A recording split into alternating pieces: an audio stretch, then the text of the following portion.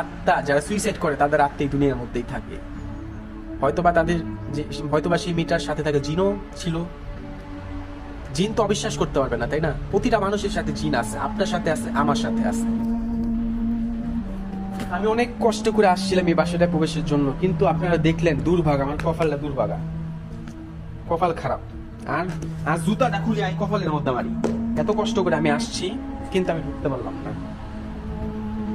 অনেক কষ্ট হয় কিন্তু এইসব জায়গাগুলিতে আসলে, কিন্তু আমি ঢুকতে পারলাম না। এটা আসলে খুব আফসোস, আমার জন্য খুব কষ্টদায়ক একটা জিনিস। এত কষ্ট করে আসার পরে যখন আমি সফলভাবে প্রবেশ না করতে পারি, তখন আর কিছু বলার থাকে না। অনেকেই জিজ্ঞাসা করেন, ভাই আপনার এই কানের মধ্যে কেন একটা এয়ারপোর্টস অর্থাৎ ব্লুটুথ হেডফোন কেন থাকে? এটার মধ্যে সবসময় আয়াতুল কুরসি থাকে। ইউটিউবের মধ্যে ছেড়ে দেই, আয়াতুল কুরসি এটার মধ্যে পাঠ হইতে থাকে। আর আমি অবশ্যই আয়াতুল কুরসি পারি, কিন্তু আমি পাঠ করি না, অর্থাৎ আমি পড়ি না। আপনি বলেন, সবাই বলেন কেন আপনি পড়েন না আয়াতুল কুরসি? দেখেন, এত কষ্ট করে আমি এইসব জায়গাগুলির মধ্যে আসি, এখানে যদি কোনো অ্যাক্টিভিটিস না ঘটে, আপনার তো ভিডিও দেখা মজা পাবেন না, তাই না? হোক আমার সাথে যা হোক, আমি চর খাই, নানান ধরনের ভাবে ভয় পাই, আঘাতের শিকার হই, হামলার শিকার হই, কিন্তু দিন শেষে আমি আপনাদের মধ্যে এই স্থানগুলি ফুটাই তুলতেছি। এটা তো অনেক বড় কিছু, তাই না? যদি এখানে এসে যদি আমি আয়াতুল কুরসি পড়ে, সূরা কালাম পড়ে এই জায়গাটা বন্ধ করে দিয়ে যাই, এটা তো ভালো কিছু হবে না। কারণ তারা আমার সাথে সাথে হয়তো আমার বাসার মধ্যে আশা করতে পারে, বা যে কোনো ভাবে হোক তারা আমার ক্ষতি করতে পারে।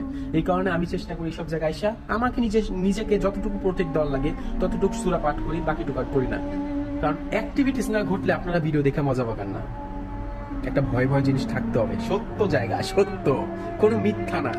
এরকম স্থান তো এমনি ফালায় রাখে না, তাই না? অবশ্যই এগুলির পিছনে ঘটনা আছে, কাহিনী আছে, হুদাহুদি তো এমনি পুরা থাকে না, তাই না? কিন্তু খারাপ লাগতেছে আমার নিজের মধ্যে, এত কষ্ট করে আমি আসছি এই জায়গার মধ্যে, কিন্তু আমি ঢুকতে পারলাম না। এটা আসলে আফসোস। আরেকটা আরেকটা শব্দ কোন থেকে?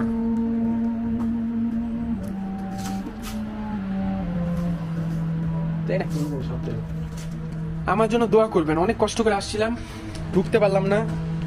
এটা খুবই কষ্টদায়ক, আমার জন্য কষ্ট হচ্ছে আমার ভিতরটা, বুকের ভিতরে। আমি যদি আপনাদের বুকটা ফাইলা দেখাইতে পারতাম, তাইলে আপনারা বুঝতেন কি কষ্টটা আমার মধ্যে হচ্ছে। এত সুন্দর বাড়ি, ডাইনির বাড়ি, যেখানে পুরুষদের যৌন চাহিদা, যৌন মানে সেক্সুয়াল কাজকর্মের জন্য ডাইকা আনতো, আনার পরে কাজকর্ম শেষে সেই পুরুষগুলিকে মারতো।